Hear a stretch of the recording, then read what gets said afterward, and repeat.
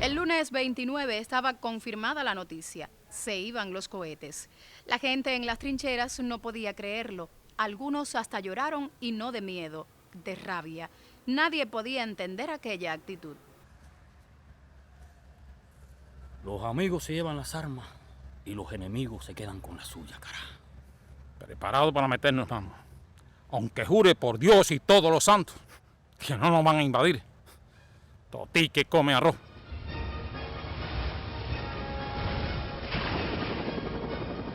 Carijo, los cohetes nos duraron menos que un merengue en la puerta de un colegio. A ver, ¿en qué ha quedado todo este gelengue de los cohetes para defendernos? No ha sonado un tiro. Y mira todo lo que ha pasado.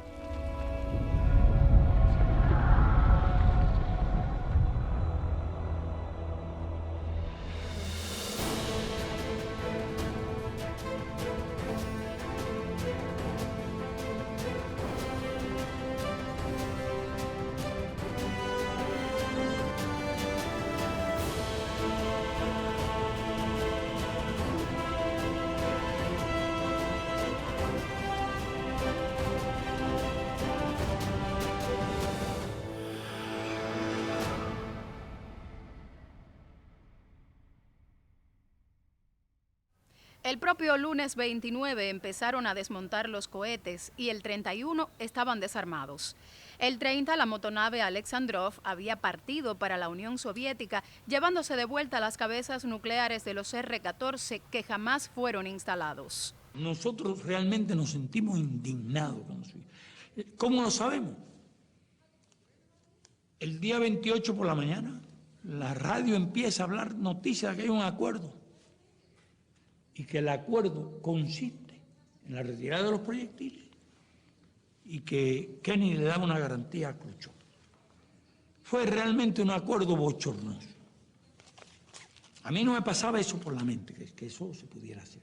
Se había logrado una solución de la crisis que no era satisfactoria para la isla. Primero, porque la reunión fue realizada en secreto entre la Unión Soviética y los Estados Unidos, en lugar de efectuarse en las Naciones Unidas, como era el reclamo de Cuba.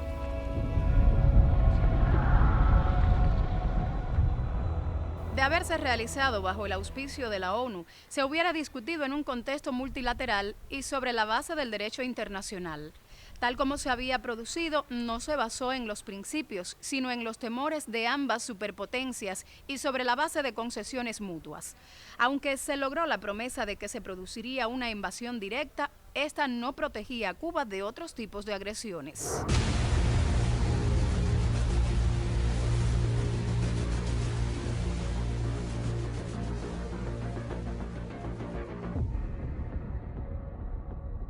Por otra parte, el ignorar a Cuba de forma deliberada, siendo una de las partes involucradas en el conflicto, constituyó uno de los mayores errores de los soviéticos.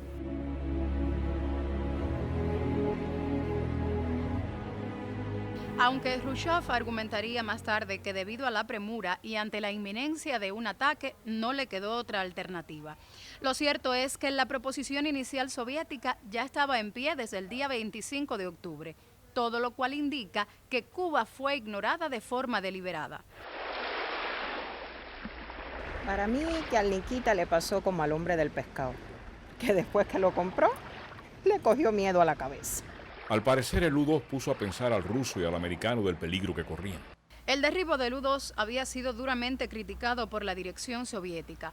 El propio día 28 fue impartida la orden a la agrupación soviética en Cuba de que estaba prohibido el uso de los cohetes antiaéreos y que los cazas soviéticos se mantuvieran en tierra a fin de evitar cualquier tipo de conflicto. A Khrushchev ese que cantarle eso que dice, mariquita, mariquita, lo que se da no se quita. Desarmado, compay. Ahí los yanquis armados hasta los dientes. Es una pelea de león a mono. Y el mono amarrado.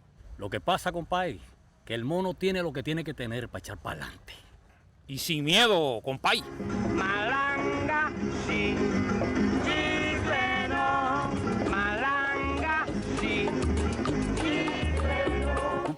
La noche del 28 de octubre, el comandante en jefe, en comparecencia televisiva, expuso la tesis de los 5 puntos, manifestando que no existirían las garantías de las que hablaban Khrushchev y Kennedy si, además de eliminar el bloqueo naval, no se implementaban otras medidas que pusieran fin a las agresiones de los Estados Unidos a Cuba. Y Cuba no es el Congo. Ni bajo esa bandera ni bajo ninguna otra podrá venir nadie a inspeccionar nuestro país. Nosotros sabemos lo que hacemos y sabemos cómo debemos defender nuestra integridad y nuestra soberanía. Los 5 puntos se convirtieron más que una consigna en un clamor de todo el pueblo que de esa forma manifestaba su inconformidad. El primer punto contemplaba el cese del bloqueo económico y de todas las medidas de presión comercial y económica que ejerce Estados Unidos en todo el mundo en contra de Cuba. El segundo exigía el cese de todas las actividades subversivas, lanzamientos y desembarcos de armas y explosivos por aire y mar, organización de invasiones mercenarias, infiltración, sabotajes, acciones todas que se llevan a cabo desde el territorio de los Estados Unidos y de algunos países cómplices. Tercero, cese de los ataques piratas que se llevan a cabo desde bases existentes en Estados Unidos y en Puerto Rico. Cuarto, cese de todas las violaciones de nuestro espacio aéreo y naval por aviones y navíos de guerra norteamericanos. El gobierno norteamericano no quiso ni siquiera escuchar nada referente a los 5 puntos. Y tampoco nuestros amigos, los soviéticos, hicieron algún tipo de presión para ello. Al parecer, les había bastado con la promesa de Kennedy, así que empaquetaron sus cohetes y se los llevaron.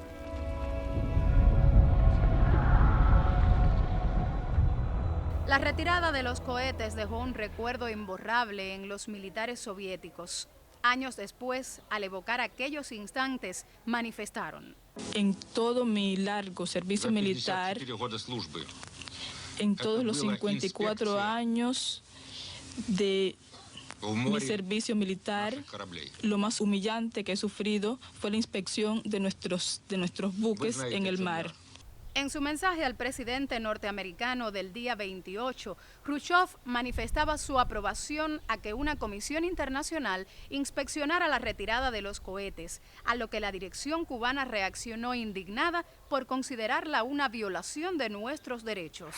La simple solución de que se retiran los proyectiles porque Estados Unidos dan su palabra de que no van a agredir es incongruente con todos los pasos que se han dado. Y es incongruente con la existencia de una situación en nuestro país que tenía que ser superada. Porque bastaba que Nikita hubiera dicho, estamos de acuerdo en retirar los proyectiles si se dan garantías satisfactorias para Cuba. Si los soviéticos permiten que inspeccionen sus barcos, allá ellos, pero nosotros no se lo permitiremos.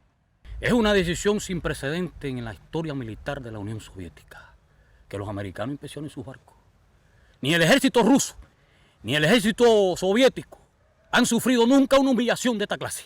Los soviéticos retiraron sus cohetes entre el 5 y el 9 de noviembre. Le dejaron las manos libres a los rubios. No pudieron ejercer ningún tipo de presión para que los norteamericanos cumplieran con los compromisos. Al contrario, con el pretexto de que Cuba se negaba a una inspección, no levantaron el bloqueo y continuaron con los vuelos espías. Acá, ¿alguien me puede explicar a ver qué ganamos con esto? Se llevaron los cohetes y nada. Esos cabrones lo que querían que nosotros nos desarmáramos para coger mango bajito. Y como los rusos se llevaron los cohetes, nosotros seguimos en cuarentena. La cuarentena fue levantada el 20 de noviembre tras la promesa del premier soviético de que los bombarderos ligeros Il-28 serían retirados de Cuba en un plazo de 30 días. Pese a todo, el gobierno norteamericano no firmó ningún documento oficial en el cual se comprometía a no invadir la isla. Los guajiros cubanos tienen un dicho que nos pueden servir en estos casos. Perro huevero, aunque le quemen el hocico. Según ellos, se le dio solución a la crisis. Menos mal que el mundo no ha tenido un final apocalíptico. Pero nosotros nos dejaron un bloqueo económico, una guerra sucia, los ataques piratas, la base naval de Guantánamo. Los que menos hemos ganado en esta crisis somos nosotros, compadre. No te puedo negar que respiré cuando todo aquello pasó. El sábado recogí a la niña, bajé por todo 23 hasta el malecón. El mar estaba picado. Nos sentamos las dos juntas en el muro. Allá a lo lejos estaban los barcos. Pensé en tantas cosas. En Fernando preso, la niña, en lo que sería de nosotras. Cuba no estorbaba en esa participación. Cuba hubiera ayudado, pero hubieran dicho, bueno, las garantías mínimas que nosotros queremos son estas, no la garantía de no invadirnos. A la gente le habría parecido razonable buscar un acuerdo sobre bases que tuvieran que ver con Cuba, porque si realmente el motivo de los cohetes era Cuba, tenía que haberse pensado en Cuba y no en los cohetes de Turquía. Se cerraba el último capítulo de la llamada Crisis de Octubre o Crisis de los Misiles.